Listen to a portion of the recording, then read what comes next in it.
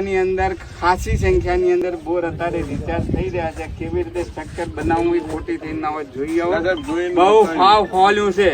આ તમારા પાણી ભરાય છે, બોર છે, તો ભોયમાં પાઇપલાઇન નાખી એક કુંડી અહીંયા બનાવવાની છે, એક કુંડી હોય જે છે એની અંદર લહેર બનાવવા છે. 3 પેલી એક મોટી કપચી, નાની કપચી, પેલો નદીનો રેતી નાખી અને એ બોરને આપણે કોણા પાડવાના છે.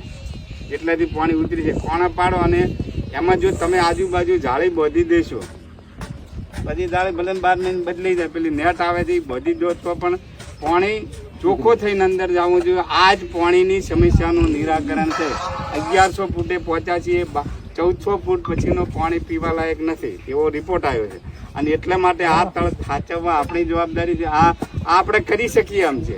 જે આપણે કરી શકીએ એ આપણે નહીં કરીએ અને માત્ર સરકાર ઉપર આધાર રાખી નર્મદા ઉપર બેસે, નર્મદાનું પાણી આપવાનું છે તળાવમાં, એ વાત સાચી. આપણો વિસ્તાર એ કોઈ નહેર લાવી શકાય એવો નથી, કારણ કે ભૌગોલિક રીતે આ વિસ્તાર ઊંચો છે અને ઉગમણો છે, એટલે નહેર તો અહીં આપવી શક્ય જ નથી. એટલે તળાવમાં પાણી પહોંચવાનું છે. આ તળાવ જ્યાં જ્યાં છે ત્યાં આવરા જે બંધ થઈ ગયા, આવરા આપણે ચાલુ કરવા પડે. ભોયમાં પાઇપલાઇન નાખીને પણ તળાવમાં પાણી જે સુધારો થાય આ કરવો પડે. આ આપણે કરી શકીએ છીએ. ગામની સફાઈ તો એમાં કોઈની જરૂર ખરી, આપણે કરી શકીએ છીએ. આપણે જે કરવું હોય એ કરવું જોઈએ.